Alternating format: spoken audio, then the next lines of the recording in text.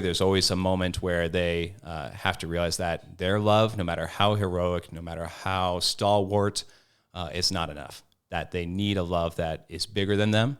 What missionaries are going to face both here and hereafter is an approach to life. It's a reverent vision, a vision of the essential, and a patient vision, a listening vision. People of Christ in the City, people of everywhere around the world, this is David Christopher Pacheco. Hi, my name is Kimmy. My name is Arthur Ortiz. Been in Denver since 1973. Okay, so let's just talk in circles for a little bit. Just talk in circles, just shoot the breeze a little. Yeah. Now they see beyond what I look like. They see what my actions are and say, hey, that is a good person. A lot of people say home is where the heart is, but my heart's in many places. It's just I don't know where home is. Welcome back to Homeless But Human. I am Blake, back with you today with our co-host. Hey everyone, it's Shayla. And today we get to answer a very important question around Christ in the City, one that I think all of our missionaries first have, not only on their interview weekends, but even when they show up day one. I did have this question myself. What is a Christ in the City formator? And today we have two of our formators here with us, Erika and Phil. Hey, how's it going? Hi, Blake. Hi, Shayla. Hello. We're so happy to have you both on here with us today. We're happy to be here. I'm very excited about this actually because when I first got to Christ in the City myself, coming on to staff, I was like, what is a formator? And what is that word? I've never really heard that before. Sure. Erika and Phil have such a unique and privileged role at Christ in the City, as Erika is our director of formation, so she oversees the program, and Phil is kind of her wingman there and helping. Deputy Phil. Feels like Woody from Toy Story. Absolutely. So it's Erika and Deputy Phil, and Deputy Phil helps form the formators. So again, this is a lot of levels of forming formators. Don't get lost because I'm already lost with that. But anyway, so just know that Phil works with Erika in really preparing our staff to help the missionaries. Yep, that's what we're here for. And Blake, tell them about the style, kind of what we're doing We today. have something for you today. We call the Christ in the City hot seat. Yep, there it is. Okay. Where we put... It's become a family tradition. It is a family tradition that Christ in the City does when we have either new staff members come on board or on everyone's birthday. We just put a little timer up there, and usually it gets extended longer without the person knowing it. And it's just rapid fire questions from the audience. We're going to rapid fire. Some of the questions are specific to one of you, and some of them will ask both questions, or both of you the same question. Okay. So Blake will ask Erika, and I'll ask Phil the questions. Yeah, and one of the best parts about these questions before we begin is they actually are coming from both our missionaries and just random people who submitted them to us. So cool. On our social media. All right, Phil, what aspect or aspects of Christ in the City do you think is the most misunderstood? Ooh, I don't know. I mean, it's always hard to explain the outreach, right? Like it's hard to explain to people what we do on the streets, because in many ways it's friendship. I suppose actually on that note is really the formator position. It's very difficult to describe what we do because of our outreach, because of what missionaries go through, because of our rather ambitious hope that we can offer an integral formation. Mm-hmm. And integral means, holistic. It means the whole person. Mm-hmm. So I think it's always challenging to try and describe that to people and explain it. It's like, so you're a counselor? No, definitely not. No, we are more aiming towards the spiritual end, but we take into account the whole person. Oh, so you're a spiritual director? Well, no, there's also this kind of degree of friendship, and also not the same confidentiality and stuff like that. So you're like a friend. Well, not just that. This is really hard. So yeah. Right. I actually remember even when we were consulting in the early years of Christ in the City with different experts on how to approach and describe our position, spiritual directors, counselors and psychologists and so on, describing all these elements, and that sounds like, it makes sense. That'd be really hard to describe. And then a moment of silence, well, good luck. Have fun. That wasn't helpful. So it's still a struggle to this day. Yeah, and it's not the same position, but I mean, seminaries, right? The formation of priests have formators sometimes, and some seminaries do, as well as religious communities.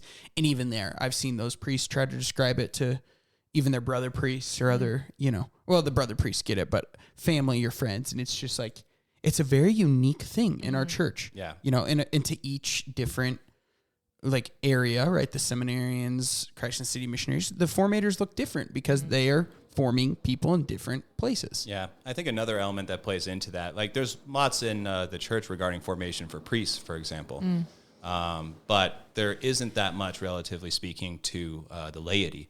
And that's probably the overwhelming comment I get when I'm talking about Christ in the City, especially to those who are in holy orders, to priests and to bishops. It's like, oh, this is so beautiful that you're offering something like this to the laity because it needs to look different. It can't look like what we do. And those are the moments where I really think that this person gets, or I feel understood. It's like, yeah, exactly. We're not forming priests. It does need to look different. And what's more, it is meant to be a missionary for life kind of thing. So it's something that hopefully they will take with them forever and take seriously. The church is called to do apostolate even as laity. In fact, maybe especially as laity. Yeah. But it does need to look different from how the church has written about formation in the most official ways. Completely. I think that that's why we're having this podcast today, right? The uniqueness of formation and the formator position is we need it, but it's also something very unique, and it's something that's very specific in a sense, but almost hard to name as well. So that makes sense. Love it. All right, Erika, someone clearly has an issue with you for these two questions coming up. It's a dual question. Oh, dear. It wasn't you. No, it wasn't me. Erika, come on. Wow. Come on, Passive sister. Come on, aggressive sister. podcasting. This got some heat. Anonymous person has a question. Yeah. Erika's the person I work the most closely with, so we get to hang out a lot. Erika, what is the best name you could think of for a cat? Best name for a cat? Yes. Well, I don't know much about cats. Interesting but response. We used to have one, and I like the name of the cat, so I'm just going to choose that one. Okay. It was called Sherdu. And please translate? English will be, I think, lion. Correct. Oh, I like it. Powerful. Powerful. A cat named It wasn't Lion. my cat. It was one of my sisters. Yeah. And I kind of like the cats. So. I do like to say if cats were big enough, they'd eat you just like a lion. So I like that. That's good. And then this same person also asked, why do you force missionaries to take classes? Because they don't like to study. So they need to be encouraged, I would say. Yes. That is an interesting question. I mean, besides the funny aspect of how they phrased it. But some people think that because our mission is to serve the poor, then everything else that we do should just be preparation for that, which is, of course, part of the training. Yeah. But it is not true that we do all the other formation only in order to be able to go on the streets. As Phil was explaining before, we are forming integral people for whatever future God has in store for them. So it will be like saying, I go to pray just so that I can go on the streets. And that will be using or making a method of your spiritual life or your relationship with God, transforming it to something like a tool so that I can go on the streets. And it is way beyond that, as well as the intellectual formation. Some missionaries think, or some people outside think, oh yeah, they need to learn Catholic social teaching. But it is not just that we want them to know about the approach the church has towards the poor. Yes, that's true, and it's part of it, but it's not only that. When we include the intellectual formation in the program, it's not just so that I know this one aspect of the church's vision, but so that missionaries will learn how to think for themselves, but also to base their thought process in reality and not just wishful thinking, as well as have a more objective approach of reality, not just centered in self, which is a tendency of our culture nowadays. I would say the intellectual formation has become an essential part of it. There is so little that is taught in school nowadays about that. some some professions might have more of that than others, but the ones that are more technical or more practical go without a lot of being taught how to think, and even more so how to have a view of reality based in the gospel. So the classes are very basic, but they are essential, I think, for forming the laity. Yeah, and the classes even being things like salvation history, right? Exactly. Not only Catholic social teaching, but just like, okay, why am I worth saving? Why did Jesus save me? What was God's plan for the world? But also the homeless, also my future vocation. It's really a part of it. So that, Erika, was beautifully said of why we allow missionaries to take classes. They get to take classes. They get to take classes, not quite forced. Those lucky missionaries. So blessed, so blessed. Some of them argue, why don't we just do book clubs, which is so much fun, which also, I think, tells us what they're looking for. They just want to invest time in the things that they are interested in and the things that they can relate to themselves. But I do believe that participating in a class and having to think and learn things that are not about you is also part of their formation. Yeah. It's a discipline that goes beyond just content and what you are learning. I actually really like what Erika says. It's something that draws you out of yourself. It's something where, maybe it's not just about doing something you don't like, but there is something but consider the content here. Like, you're looking at God and actually contemplating him in this. You're not just in ideas or anything. You're getting to know him. Like, this is part of knowing him. I think that could be a difficult thing to help someone appreciate until they sense they need it. Yeah. Yeah. Next up, we have one for Erika. Erika, what is your favorite Christ in the City tradition? There are very many, I have to say. I love the one that you described before when we celebrate birthdays. Yes. But even more than that, missionaries don't like to not celebrate someone during the year of service. And the year of service doesn't go for a 12-month cycle. It's just 10 or 11 the most. So there are a few missionaries who would go and celebrate it if it wasn't for the missionaries who decided to celebrate half birthdays. That is a cool now, every missionary gets to celebrate their birthday or a half birthday at Christ in the City. I love that they thought of that. Yeah, I like that too. That's pretty good cool. idea. It really is. And it makes, the half birthday always surprises those people, right? It's like, what? Nobody counts. Nobody when it's counts my half birthday. Yeah. Okay, Phil, knowing what you do now, what advice would you have given yourself 5 years ago? That is a really interesting question. It's one I think about more and more too. I think it's just normal whenever you come into any position, but I think it's normal for this one too. You feel like you got to have it all together. And you can't just come in and, not have something together, you know what I mean? Mm-hmm. You do have a responsibility for the people you're serving.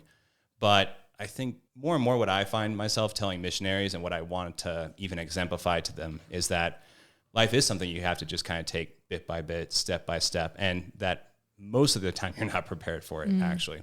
So I think I would want to sit down with myself and have that conversation and say, like, hey, this is normal that you feel this way, but what missionaries are going to face both here and hereafter is an approach to life. And that's one where you have to, be willing to make mistakes, be willing to mess up. I think at the bottom of it all, it's a reverent vision, a vision of the essential, and a patient vision, a listening vision. Well, if that makes sense, a listening vision. Yeah. Mm-hmm. In any case, a willingness to listen, or prioritizing listening even more than I did then.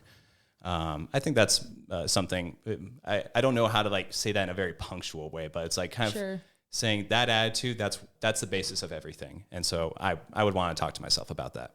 Hey, I think we all can take that advice. That's a good piece. No kidding. There's a lot of practical implications to reverence and the priority of listening and seeing and waiting and observing. More and more I find myself giving priority to that. Which is what the formators do best, I'd like to think so. All right, Erika, changing topics a bit here. What is the funniest thing a missionary has ever told you? Oh, there are so many. Well, just give some of the first ones that pop to your mind. Yeah, let's see. I think once I was probably leaving a little early the office, and a missionary asked me, "Where are you going?" And I said, "I'm going to the doctor." And they go, "Oh, you also have to go to the doctor?" No way.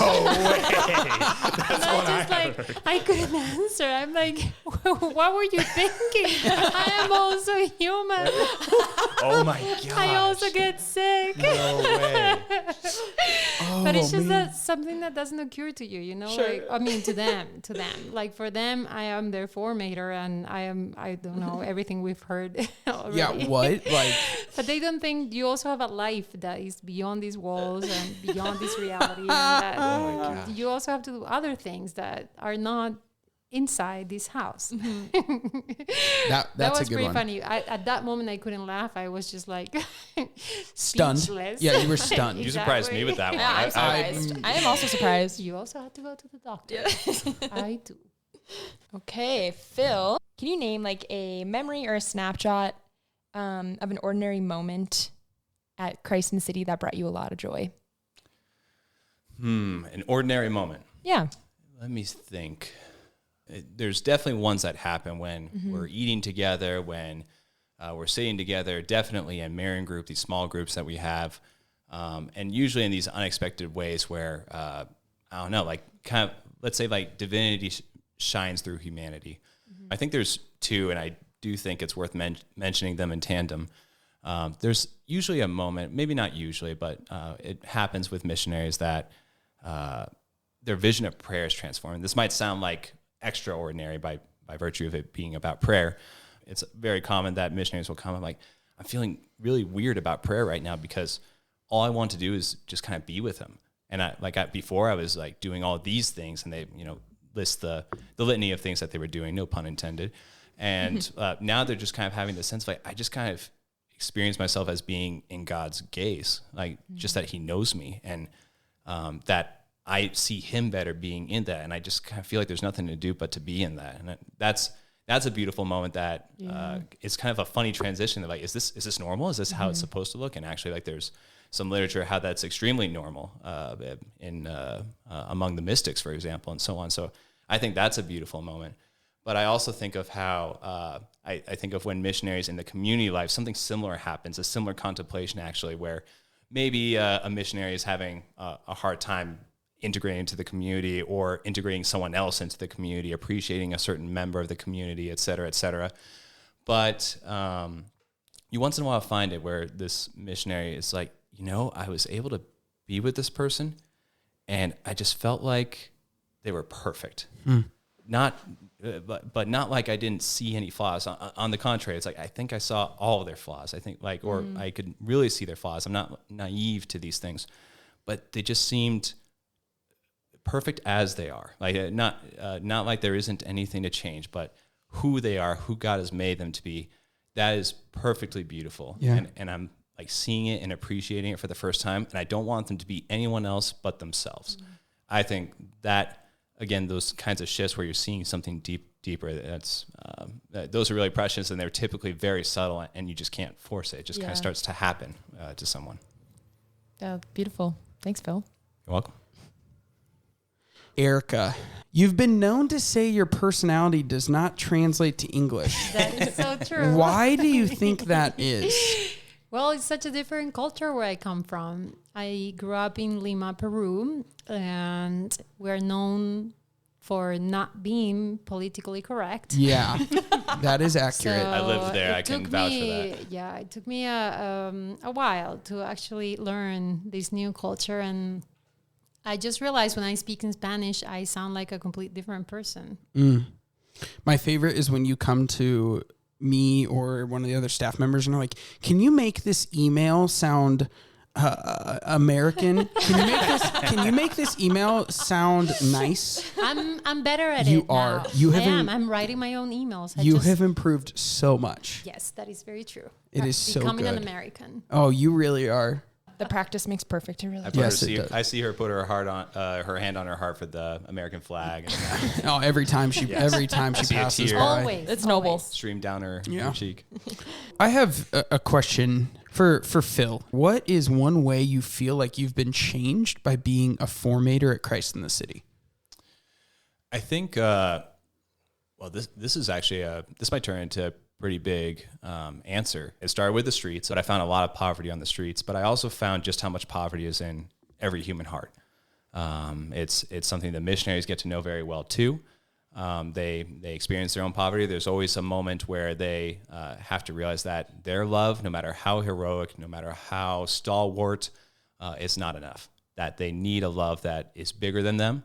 There's just an experience of drawing closer to what the crucifixion means, what God did for us, His willingness to be compassionate for us to the point of taking on our sufferings, not just in this abstract way, but taking on flesh and becoming like us. I feel transformed by what God has done through Christ in the City, what I've been able to see, what God has given to me. I really view Christ in the City as being the channel for so many graces for me, and most especially in this aspect of appreciating just how much God loves us. And I just feel so much ardor to try and imitate that love, and as much as He gives me the power to. Erika, how about you? Yeah, it's the same question to you, Erika. If I have to choose or talk about something that has changed me, it will definitely have to be how we see poverty at Christ in the City.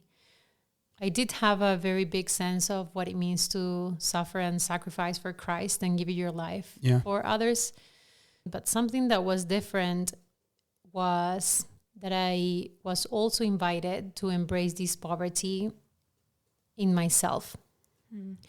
That is something that I don't think I did in such depth before.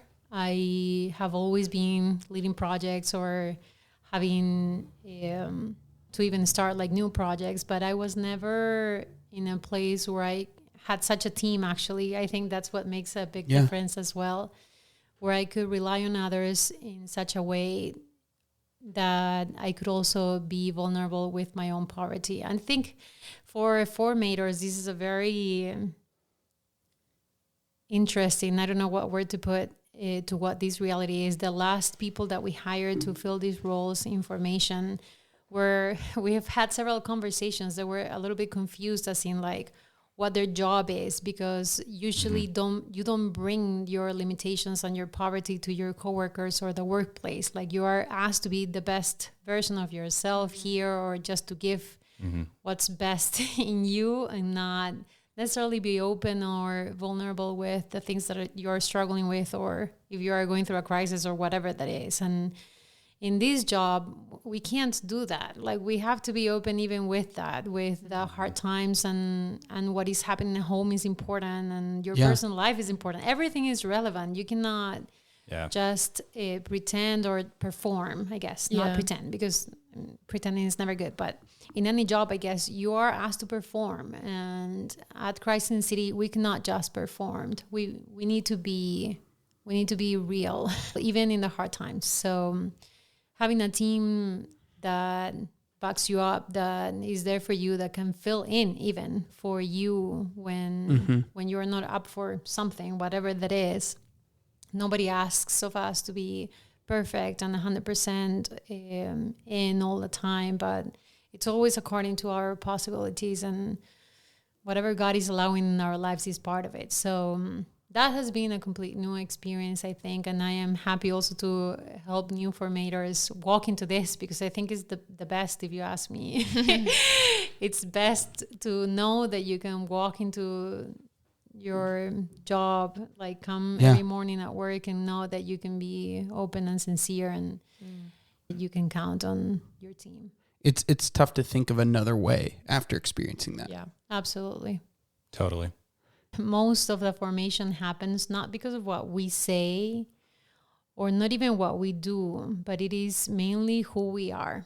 And the missionaries see that. So first and foremost is the responsibility we have with our own growth, our own relationship with God, our own holiness, like to be committed to this Christian life. I keep thinking the word authentic. Like, Yeah. we just want, the formation team and even like staff. I've just been so encouraged to be authentic, my most true self. And that includes it all. Yeah. And the best part isn't that what we desire for the missionaries? Absolutely. Right. Every missionary, every volunteer comes through. Yeah. We need to maybe even do it first. Dare to do it first. Dare to be do it first. I like authentic that. I like that.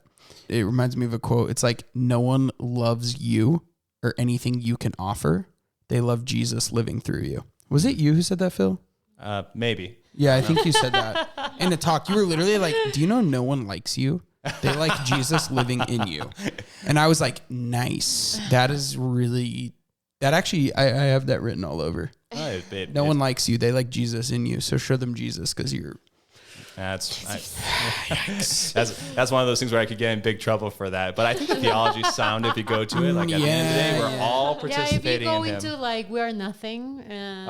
You're useless. Like this is the time for all it's those. Very true. Well, since we probably won't include that, we'll just say Chris said that. Okay, let's do that. We'll blame Chris. Yeah, sure. He's my favorite scapegoat. All right. Okay, Phil, I have another question for you. Go for it.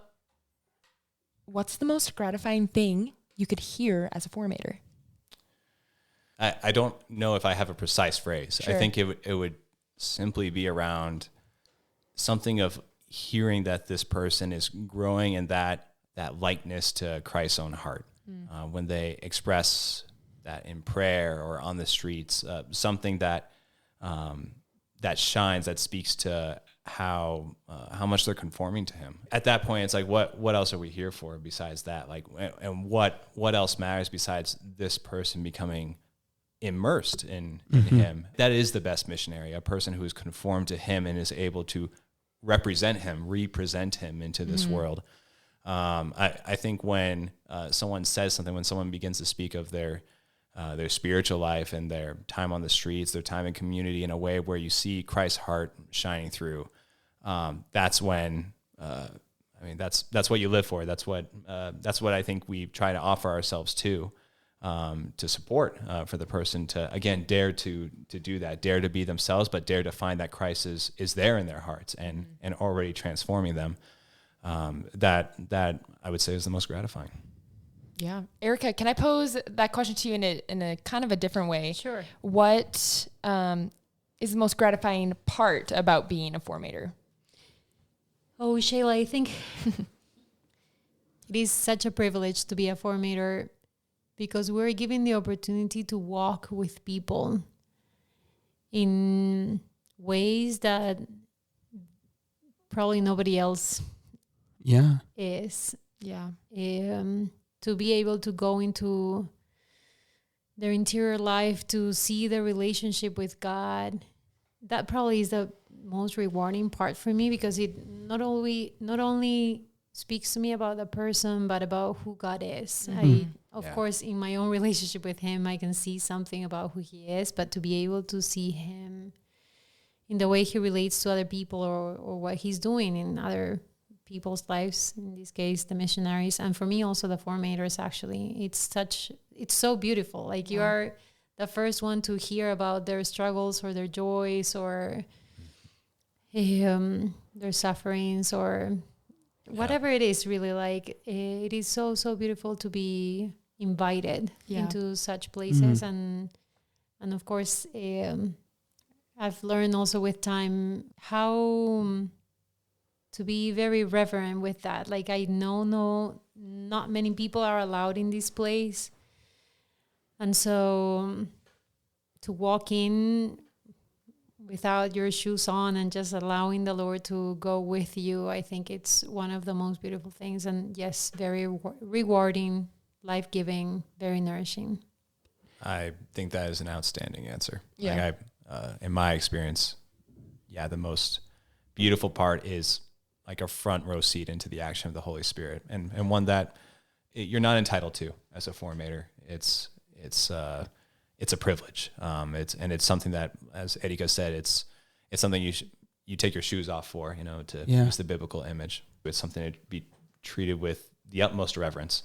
And it's a amazing honor to be able to participate in that. Yeah. Follow-up question? It sounds like you're very involved and like invited into the missionaries' lives in a way that is super unique. And I love the image behind it, that it is a very privileged place. You even said at the beginning, you're not a spiritual director, but you're then invited into probably a lot of like spiritual battle. How would you distinguish those? Let's see. The first thing that comes to mind is we're not involved only in that relationship with Christ, which is of course at the core of everything else. So we are involved in it, though we are also the support that walks alongside with them every step of the way. Walking with someone so closely looks very, very different than a spiritual director. Maybe you usually would meet with a spiritual director every 2 weeks or every month, but we're here every day. So after those deep conversations, there is also like seeing you the next day and encouraging you, or just like not even necessarily having a meeting where we have to talk about it every time, but just a look or a hug or a more personal relationship that is constant in their lives that touches not only the spiritual realm, but really like everything else. We get to know families when they come visit, and we're part of that relationship as well. We get to know friends.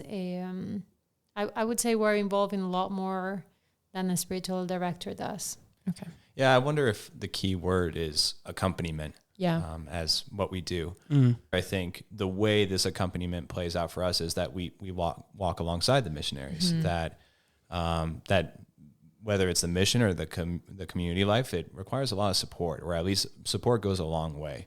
And we try to be the first to go that way in the ways that we were describing, into ourselves, and those of us who have passed through the program before or are living a community life currently, stuff like that. Like, we have the experiences of having gone through this first, and we can offer these experiences and the wisdom of the church to support the missionary and that, to accompany them in the process. Each street team that goes out and walks with the homeless has a formator assigned to the street team, right? And we know just from all of our conversations with professionals, the social workers, psychologists, that is something that is just so essential. But why? Why is that so essential for our missionaries to have a formator accompanying their street team? I think it boils down to just how difficult the streets can be. You find all sorts of difficult things on the streets, people going through the most inhumane things. And I mean, if you're a human being, that makes an impact on you. It can't be neutral in your heart. It's no secret that in the world of social work that people can burn out a lot. Burnout is very, very high. There's even a term that's assigned to what tends to take place called compassion fatigue, of being fatigued from offering so much compassion, basically. Something that the formators do is they are able to accompany missionaries as they face these really dramatic events. Missionaries are at risk of burnout too. And with formators accompany them, and especially with a spiritual horizon, I think it helps them go to the font, the well where for this living water, and to draw from that and to integrate these experiences in light of God's plan, and to draw life from it instead of it being a cause for burnout. I don't know what you think, Erika, if you would add anything to that.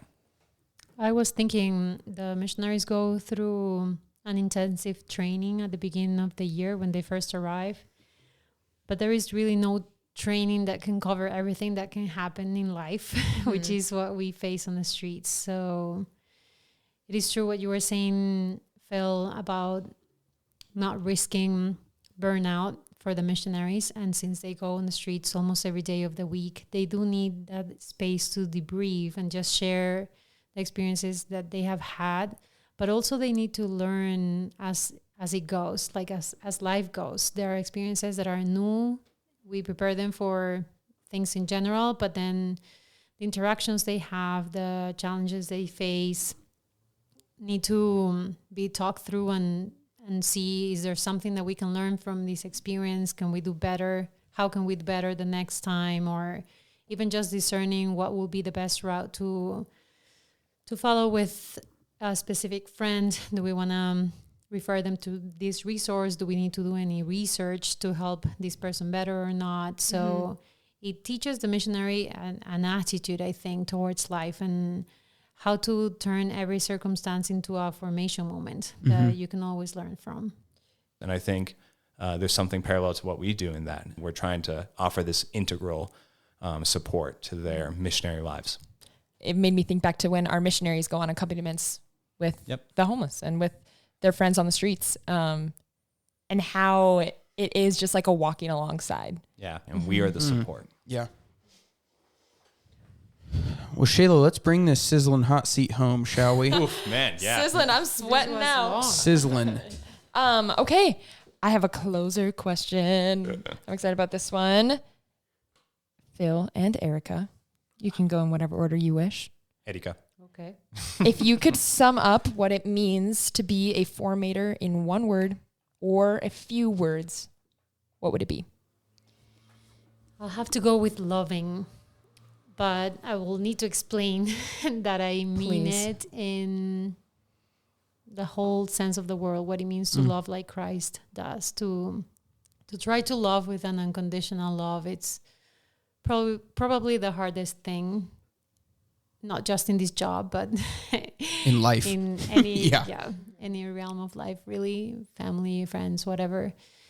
In walking with the missionaries, we want for them to know who God is, and the best way we can do that is to allow the Lord to love in us and to love them in us, so that for those who have not had experience the love of Christ before, this could be a little step towards it, that they may know how good they are, that they may know how much God loves them, how much they're worth it.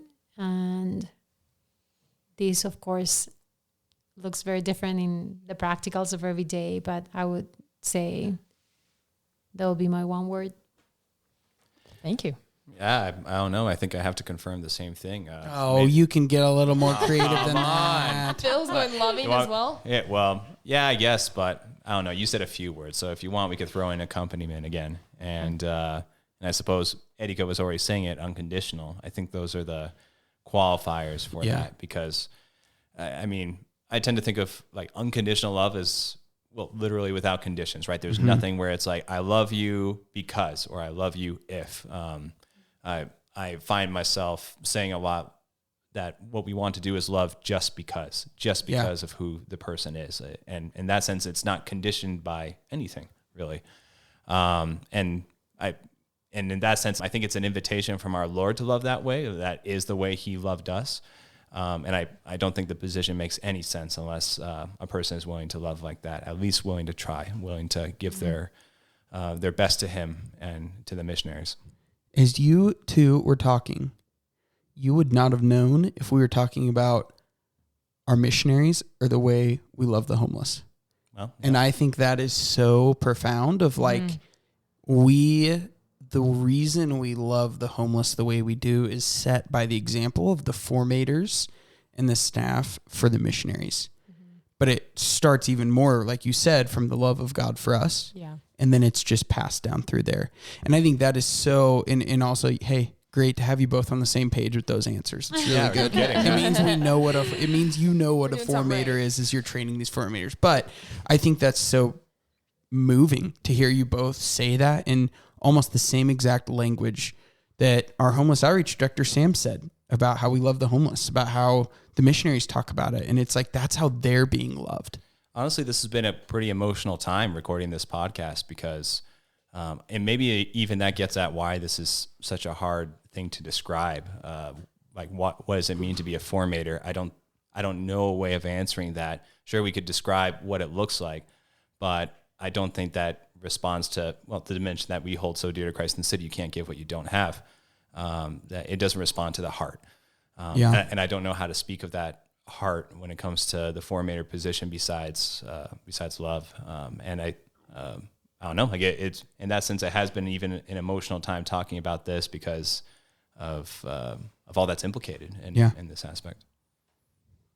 Well, thank you, Phil and Erika. Thank you so much for having us. We are super happy and edified to have you on the podcast today to talk about what it means to be a formator. But I want one of you, maybe Phil, you want to tell our listeners about what we have coming up with our Forming Formators program. Well, sure. Yeah. Okay. So we are currently in the process of hiring new formators. We hope to bring formators into what it means to form Christ in the City missionaries, what it means to accompany them, bringing them through all the resources that we have at our disposal, and to train and practice those resources. So that's on the horizon. I don't know when the position is going up. If it is up, this is one of those things where It is up. It is up. It's live. All right. So you heard it now. You could go to Christ in the City and check that out. Mm-hmm. But www.christinthecity.org to apply. And we have discounts on there right now. No, I'm kidding. It's just the application. You can apply for free. It's just the application. Shayla was just selling something, so we had to try to figure out what that is. Sorry. But no, this, and I think one of my favorite parts about the Formator job application is how it's all about relationship. Like you guys just said. I mean, it is getting to know you and helping the applicants discern if this is what the Lord's calling them to, just like our missionaries. And I love that about the application process here. So if you're interested, if you even want to just talk about it, please apply, reach out. That's what we're here to do, to help even those who apply, see what the Lord is doing in their lives. Yeah, ultimately it's about discerning God's call. And if we could be a part of that process in whatever way, we're happy to assist in it. Awesome. Amen. Thank you, everyone. And thank you to our listeners who tuned in today. We will see you in a couple weeks. God bless you all. See ya. God bless. Mother Teresa, one of our patrons, would say, "If I look at the masses, I will not act. If I look at the one, I will." Because of these one-on-one encounters, because of people like you stepping out of your comfort zone, this mission is spreading. This mission is making its way into parishes, schools, seminaries, and communities nationwide. We have families making care kits for the homeless, college students coming on week-long mission trips and then going back on fire to serve the poor in their cities, seminarians and small groups across the country doing Christ in the City style street ministry. This mission is becoming a national and worldwide endeavor, and we're so happy you're here. For even more in-depth Christ in the City training, videos, and interviews with the homeless, we invite you to join our known and loved monthly giving community. This is one of the most impactful ways you can join us in this mission. Visit christinthecity.org and make a monthly gift today to join our known and loved community and receive a special Christ in the City gift. Imagine with me for a moment if every homeless person had one friend who cared about them. What a difference that would make in the world. And what if that one friend is you? You can listen to this podcast on iTunes, Spotify, podcast platforms. And do us a favor and go hit subscribe and leave us a review. God bless you.